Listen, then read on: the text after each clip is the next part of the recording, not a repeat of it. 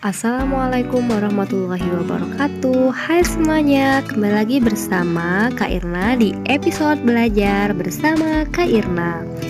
Di sini Kak Irna akan menjelaskan materi kelas 7 mengenai teks deskripsi. Sebelum lanjut ke materi, boleh dong klik tombol subscribe-nya untuk membantu channel ini agar berkembang. Dalam pembelajaran teks deskripsi yang akan kita pelajari, di sini membahas mengenai pengertian, tujuan, ciri-ciri, dan jenis teks deskripsi. Pengertian teks deskripsi. Teks deskripsi merupakan sebuah paragraf yang menggambarkan objek secara rinci.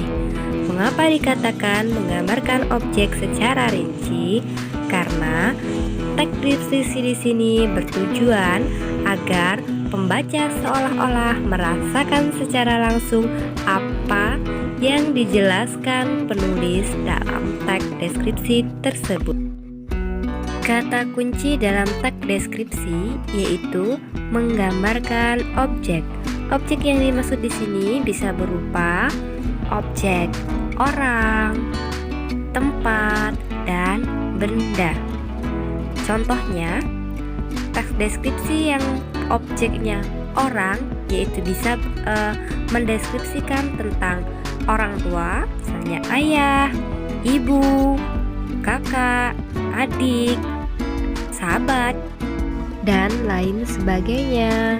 Kemudian objek tempat di sini bisa kita mengambil contoh tempat wisata, pantai, pegunungan, perkebunan, dan lain-lain, masih banyak contohnya.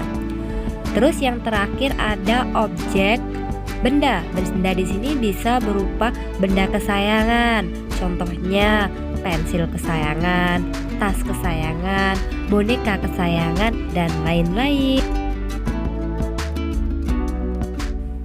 Oke, yang selanjutnya itu ada ciri-ciri teks deskripsi. Yang pertama, menggambarkan suatu objek, itu bisa benda, tempat, suasana, orang. Terus yang kedua itu melibatkan panca indera. Panca indera di sini misalnya penglihatan, pendengaran, pengecapan, penciuman, dan perabaan. Terus yang selanjutnya itu memaparkan ciri-ciri fisik dan sifat objek tertentu, misalnya seperti ukuran, bentuk, warna secara jelas dan terperinci. Terus yang nomor 4 itu banyak ditemukan kata-kata frasa yang bermakna kata sifat atau keadaan. Yang terakhir itu ada jenis teks deskripsi. Di sini jenis teks deskripsi itu ada 3, subjektif, spatial, dan objektif. Kalau subjektif itu adalah suatu teks deskripsi yang dalam penggambaran objeknya itu berdasarkan atas kesan yang dimiliki oleh penulis paragraf atau teks tersebut. Jadi berdasarkan kesan yang dimiliki oleh penulis itu sendiri. Yang selanjutnya ada teks deskripsi spatial, itu adalah objek yang dijelaskan itu hanya berupa benda, tempat, ruang, dan lain sebagainya. Yang terakhir itu ada objektif.